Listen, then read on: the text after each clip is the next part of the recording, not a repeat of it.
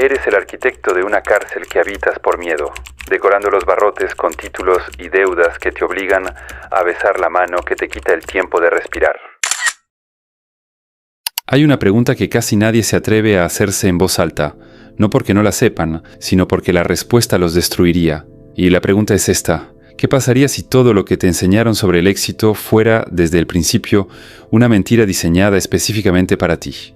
No una mentira burda, no una conspiración de película, sino algo mucho más sofisticado, una mentira construida con amor, transmitida por tus padres, reforzada por tus maestros, validada por tus amigos y celebrada por una sociedad entera que tampoco lo sabe. Piénsalo, desde el día en que naciste, alguien ya había decidido qué ibas a creer sobre el dinero, qué ibas a pensar sobre el trabajo, cuánto valía tu tiempo, y lo más perturbador, quién merecía ser libre y quién no. Hoy no voy a darte una fórmula mágica, no voy a decirte que hagas tal cosa y te harás rico en 6 meses. Lo que voy a hacer es algo diferente. Voy a mostrarte la arquitectura invisible de la trampa, el plano completo, porque solo cuando ves cómo funciona una jaula puedes encontrar la salida real, y cuando termines de escuchar esto ya no vas a poder ver el mundo igual. Empecemos por algo que nadie te dijo el primer día de escuela. Cuando tenías 5 o 6 años y entraste por primera vez a un salón de clases, ocurrió algo que parecía completamente normal. Te sentaron, te dijeron dónde estar, te dijeron cuándo hablar y cuándo callar, te dijeron qué aprender y qué ignorar, te dieron una campana para saber cuándo parar y cuándo continuar. Y si obedecías todo eso correctamente, te daban una buena nota, un aplauso. Eso se llama condicionamiento y no es un accidente. El sistema educativo moderno no nació para liberar mentes. Nació durante la Revolución Industrial, cuando los dueños de las fábricas necesitaban algo muy específico: trabajadores que llegaran a tiempo, que siguieran instrucciones sin cuestionarlas, que toleraran la monotonía y que creyeran que eso era lo normal. No podían tener gente pensando demasiado. Un obrero que piensa hace preguntas, y las preguntas son peligrosas para quien necesita que la rueda siga girando. Entonces crearon un sistema brillante. Le llamaron educación, lo vistieron de futuro y de oportunidad, y funcionó tan bien que todavía hoy, más de un siglo después, seguimos usando básicamente el mismo modelo, mismas filas, mismas campanas, mismo premio por memorizar, mismo castigo por cuestionar. El filósofo Ivan Illich lo vio con claridad. Decía que la escuela no enseña conocimiento, enseña dependencia. Enseña que el aprendizaje solo ocurre en lugares autorizados, con personas autorizadas, siguiendo programas autorizados. Y así, sin darte cuenta, aprendes la lección más importante de todas, que tú solo no puedes, que necesitas que alguien te diga qué hacer. Esa es la semilla. Y desde esa semilla crece todo lo demás, porque cuando terminas la escuela entras al mercado laboral con una identidad ya formada. Eres alguien que sigue instrucciones, alguien que espera que le digan qué hacer, alguien que asocia su valor con su utilidad para otro. Y eso no es un defecto tuyo, es exactamente lo que el sistema necesitaba que fueras. Ahora bien, aquí viene la parte que realmente duele. Nadie te enseñó lo que es un activo. Nadie te explicó la diferencia entre deuda buena y deuda mala. Nadie te habló de la inflación como un mecanismo que erosiona silenciosamente tu riqueza. Nadie te dijo que el banco que guarda tu dinero lo presta a otros con intereses mientras a ti te paga casi nada. Nadie te explicó cómo funciona el interés compuesto, esa fuerza que puede trabajar para ti o en tu contra, dependiendo de qué lado de la ecuación estés. ¿Por qué no te enseñaron eso? ¿Falta de tiempo? ¿No era importante? Piénsalo con honestidad. Dedicaste años aprendiendo a calcular el área de un triángulo, años memorizando fechas de guerras que no viviste, pero nunca, en ningún momento de tu formación oficial, nadie se sentó contigo a explicarte cómo funciona realmente el dinero. Eso no es descuido, eso es diseño, porque una persona que entiende el dinero toma decisiones diferentes. No se endeuda impulsivamente, no acepta cualquier salario, no trabaja toda la vida para enriquecer a otro creyendo que está construyendo su propio futuro. Una persona que entiende el dinero es más difícil de controlar, y el sistema no necesita personas difíciles de controlar, pero espera, Antes de seguir, necesito que entiendas algo crucial. Esto no es un argumento contra el trabajo. El trabajo tiene dignidad. El esfuerzo tiene valor. La disciplina es una virtud real. El problema no es trabajar. El problema es trabajar dentro de una narrativa que te fue impuesta sin tu consentimiento, una narrativa que te dice que el único camino válido es intercambiar tu tiempo por dinero hasta que ya no puedas más. Esa narrativa tiene un nombre, se llama la carrera de ratas, y su mecanismo es tan elegante que la mayoría de las personas que están dentro de ella creen que están corriendo libremente. Funciona así. Cuando eres joven te dicen que estudies para conseguir un buen trabajo. Estudias, consigues el trabajo da un salario, el salario crea expectativas, las expectativas crean gastos, los gastos crean necesidades, las necesidades crean miedo, el miedo a perderlo todo te ata al trabajo, y el trabajo te da un salario que apenas alcanza para mantener los gastos que creaste porque conseguiste el trabajo, cada eslabón se cierra sobre el anterior. Y un día miras hacia atrás y llevas 20 años corriendo sin haberte movido un centímetro de donde empezaste. El filósofo Epicteto, que nació siendo esclavo y murió siendo uno de los hombres más libres de su época, decía algo que hoy tiene una vigencia brutal. La esclavitud no siempre usa cadenas de hierro. A veces usa hábitos, a veces usa deudas, a veces usa el simple miedo a lo desconocido, y ese miedo profundo a lo desconocido, es el verdadero motor de la carrera, porque aquí está la trampa psicológica más sofisticada de todo el sistema. No te mantienen corriendo con violencia, te mantienen corriendo con incertidumbre, con la amenaza constante de que si te detienes algo terrible puede ocurrir. Puedes perder tu casa, puedes quedarte sin comer, puedes convertirte en alguien que fracasó. Y el miedo al fracaso en una sociedad que mide el valor humano por la productividad económica es casi equivalente al miedo a dejar de existir. El psicólogo Abraham Maslow describió una pirámide de necesidades humanas. En la base están las necesidades de supervivencia. El sistema es brillante porque te mantiene perpetuamente cerca de esa base, no lo suficientemente cerca para que te rebeles, pero lo suficientemente cerca para que no puedas pensar en nada más. Un animal que tiene hambre no filosofa, solo busca comer. Y así, sin que nadie te lo dijera explícitamente, internalizaste una verdad falsa que opera como si fuera real, que tu única función en este mundo es ser productivo para alguien más a cambio de lo suficiente para seguir siendo productivo. Eso no es vida, es mantenimiento. Ahora quiero hablarte del dinero, no del dinero que te enseñaron a desear, del dinero que nadie te explicó cómo funciona. El dinero es una herramienta, ni buena ni mala, como un martillo. Puedes construir con él o puedes destruir. El problema es que a la mayoría de las personas no les enseñaron a usarlo, les enseñaron a temerlo, a creer que querer demasiado dinero es una señal de codicia o de corrupción moral. ¿Recuerdas haber escuchado alguna frase de estas cuando eras niño? El dinero no da la felicidad, la plata es sucia, los ricos son malos. Ese tipo de frases, aunque nacen de buenas intenciones, tienen un efecto devastador en la psicología de una persona que está formando su relación con la riqueza. Porque si en tu interior crees que el dinero es malo, tu mente va a sabotear inconscientemente cualquier intento de acumularlo, no porque seas tonto, sino porque nadie quiere ser una mala persona. Y si riqueza equivale a maldad en tu sistema de creencias, tu cerebro va a protegerte de esa amenaza rechazando la prosperidad. Carl Jung llamaría a eso una sombra financiera, una parte rechazada de tu psique que opera en las sombras y sabotea tus decisiones conscientes. La buena noticia es que esa creencia no es tuya, te la dieron, y lo que te dieron puedes devolverlo, pero devolver creencias no es fácil, porque las creencias no viven en la parte racional del cerebro, viven en las capas más profundas, en los patrones emocionales formados durante la infancia. Por eso no basta con leer un libro de finanzas y creer que ya lo entendiste. El conocimiento intelectual sin transformación emocional es como tener el mapa de una ciudad en la que todavía no puedes entrar. La verdadera educación financiera no es solo sobre números, es sobre identidad, es sobre quién crees que eres y qué crees que mereces. Y aquí llegamos al núcleo de todo. La carrera de ratas no es solo un sistema económico, es un sistema de identidad. Te dice quién eres, te dice cuánto vales.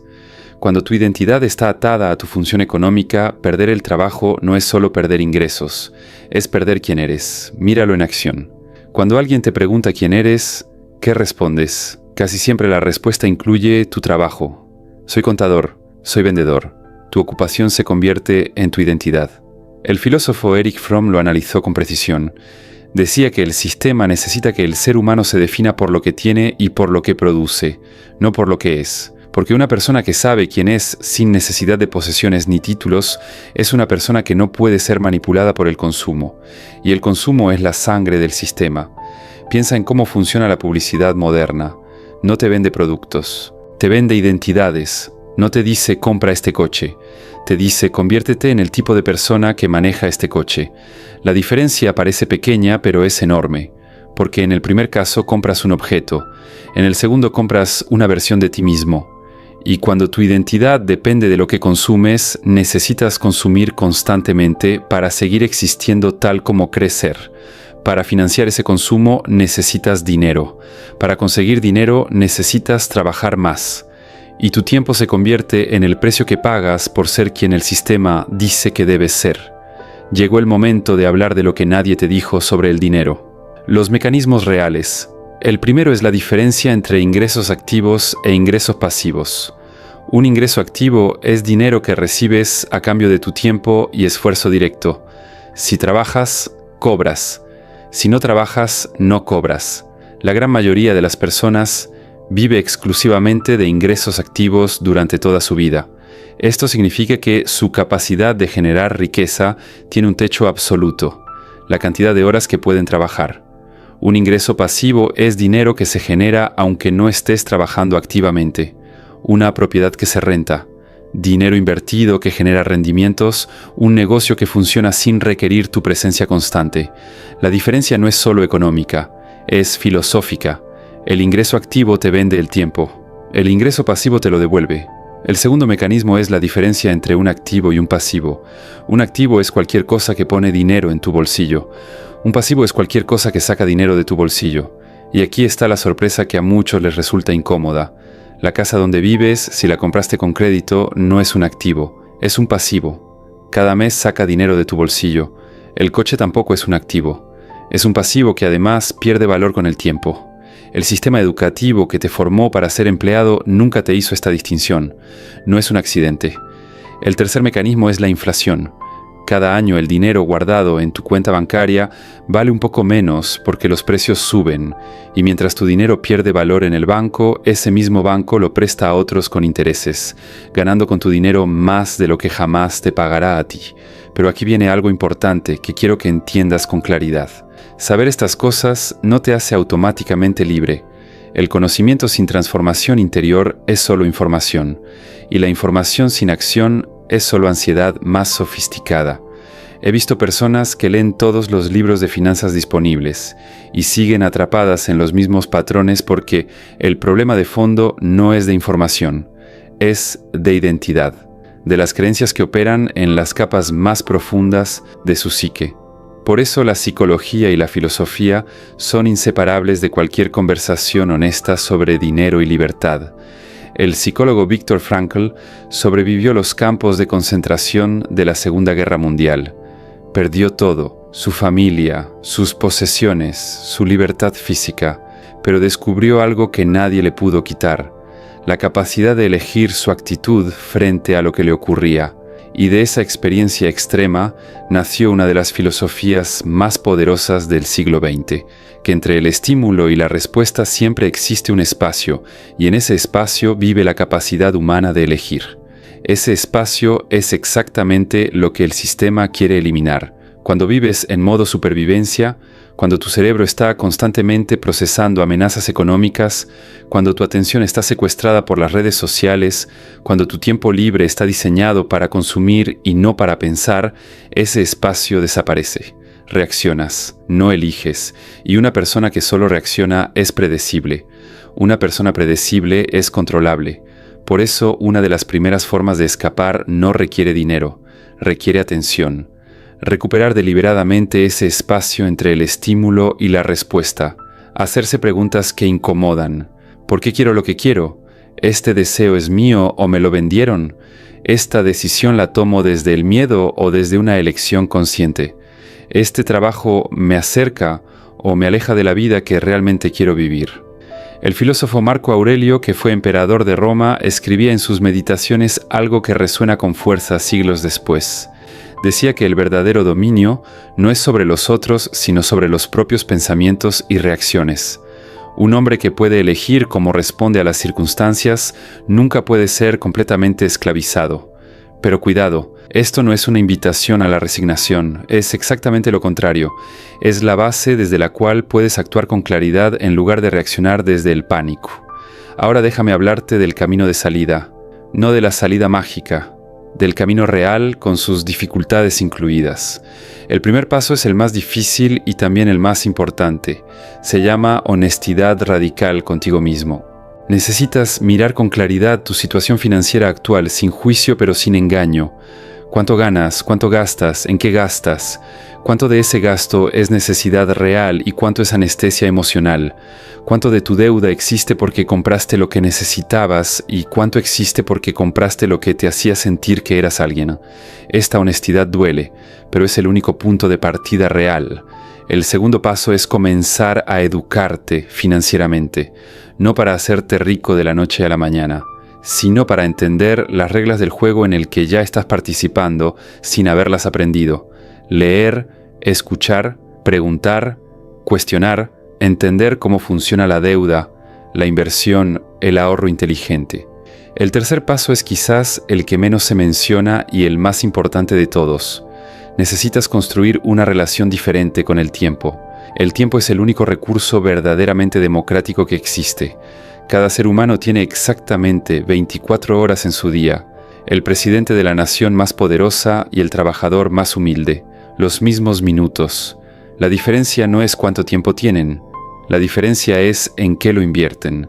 Una persona que usa 1 hora al día para aprender algo que aumenta su valor, desarrollar una habilidad o cuidar su salud, a lo largo de 10 años habrá invertido más de 3.600 horas en su crecimiento. Esos son aproximadamente 2 años de trabajo a tiempo completo, invertidas en ti mismo, sin costo. Eso es lo que la mayoría entrega a las redes sociales y al entretenimiento que fue diseñado para robarte exactamente ese recurso. El cuarto paso es el más filosófico. Necesitas definir qué significa la libertad para ti, no la libertad abstracta, la tuya, concreta. ¿Cuántas horas a la semana quieres trabajar?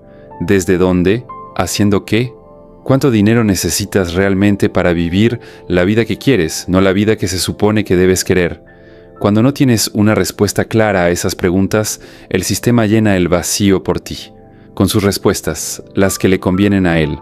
Pero cuando tienes claridad sobre lo que quieres, algo interesante ocurre. Te das cuenta de que probablemente necesitas menos de lo que creías, de que la vida que genuinamente deseas, sin los adornos del estatus y sin la presión de la comparación constante, es más alcanzable de lo que el sistema te hizo creer.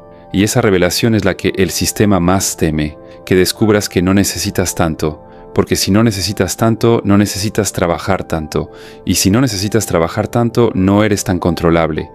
Hay un concepto que quiero dejarte antes de cerrar. Se llama suficiencia, no resignación, no mediocridad, suficiencia.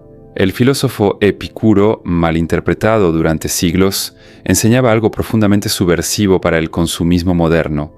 Decía que la clave de la felicidad no está en conseguir más, sino en desear con claridad. No privarse de todo, sino aprender a distinguir entre lo que genuinamente nos nutre y lo que simplemente llena el vacío por un momento. Una persona que ha desarrollado suficiencia interna es prácticamente inmune al mercado, no porque sea fría, sino porque sabe distinguir entre lo que genuinamente necesita y lo que le están intentando vender. Vivimos en la era de la atención como mercancía. Cada aplicación en tu teléfono fue diseñada por equipos de ingenieros y psicólogos con un objetivo claro: capturar tu atención y mantenerla el mayor tiempo posible, no para tu beneficio, para el suyo. Tu tiempo, tu atención, tu energía mental son los recursos más valiosos de la economía actual, y los están extrayendo de ti, en su mayoría gratis. Blaise Pascal escribió hace casi 4 siglos algo que parece escrito para hoy. Decía que toda la desgracia del hombre proviene de una sola cosa: no saber estar quieto en una habitación. En el siglo XVII era una observación filosófica. Hoy es casi una descripción clínica del mundo digital. Nos hemos vuelto incapaces de la quietud, incapaces del silencio productivo, donde viven las mejores ideas. Y esa incapacidad no es accidental. Fue cultivada deliberadamente, porque una mente que no puede estar quieta consume sin parar. Una mente que consume sin parar necesita dinero sin parar. Y una mente que necesita dinero sin parar, corre sin parar. ¿Ves el círculo? Salir de ese círculo no requiere un milagro, requiere una decisión repetida todos los días. La decisión de recuperar tu atención, de proteger tu tiempo, de aprender sobre dinero no para hacerte rico, sino para dejar de ser manipulado por él. Y ahora el cierre, el que importa. El sistema no es tu enemigo, no te persigue, no te conoce. Es una estructura impersonal que funciona con la lógica de la inercia. Sigue haciendo lo que ha funcionado. Y ha funcionado porque la mayoría nunca se detiene a cuestionarlo. Pero tú ya lo has cuestionado. Estás aquí. Eso ya es una forma de rebeldía tranquila. La trampa real no está en el sistema. La trampa real está en creer que no puedes hacer nada al respecto. En esa voz interior que dice que esto es muy difícil para ti, que no eres lo suficientemente inteligente, que ya es demasiado tarde. Esa voz es la última defensa del sistema dentro de ti. Y la única manera de silenciarla no es con fuerza de voluntad, sino con comprensión. Entender de dónde viene. Ver que no es tu voz, sino una voz que te pusieron. Y desde esa comprensión elegir una voz diferente. La libertad no es un destino al que llegas, es una práctica que ejerces cada día, en cada decisión pequeña, en cada vez que eliges aprender en lugar de consumir, en cada vez que preguntas por qué en lugar de aceptar porque sí. El dinero puede perderse, el trabajo puede desaparecer, el estatus puede cambiar, pero la claridad que viene de entenderte a ti mismo, de saber qué quieres y por qué lo quieres, de actuar desde la conciencia en lugar de desde el miedo, eso nadie te lo puede quitar, ya lo sabes, y eso cambia todo.